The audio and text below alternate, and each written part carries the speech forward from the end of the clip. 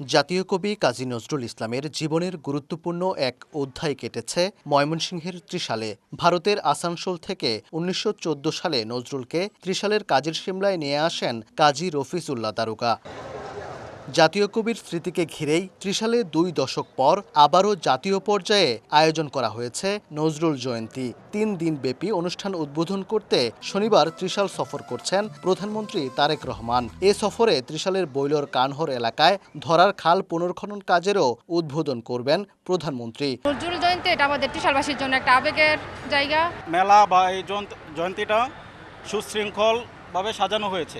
প্রধানমন্ত্রীর সফর ঘিরে শুক্রবার বিকেলে নজরুল একাডেমি মাঠে অনুষ্ঠান স্থল ও আশপাশের এলাকায় দেখা গেছে আইনশৃঙ্খলা বাহিনীর সদস্যদের তৎপরতা। অনুষ্ঠান স্থল পরিদর্শন করেন সংস্কৃতি মন্ত্রী, বস্ত্র ও পাট প্রতিমন্ত্রী, স্থানীয় সংসদ সদস্য।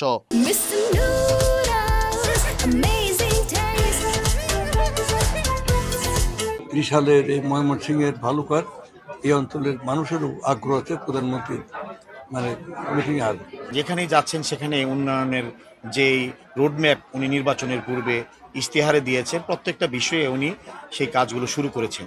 নজরুল জয়ন্তী ও খাল খনন কর্মসূচি ছাড়াও ময়মনসিংহ জেলা উত্তর দক্ষিণ ও মহানগর বিএনপি ও সহযোগী সংগঠনের নেতাদের সঙ্গে মতবিনিময় করবেন প্রধানমন্ত্রী তারেক রহমান।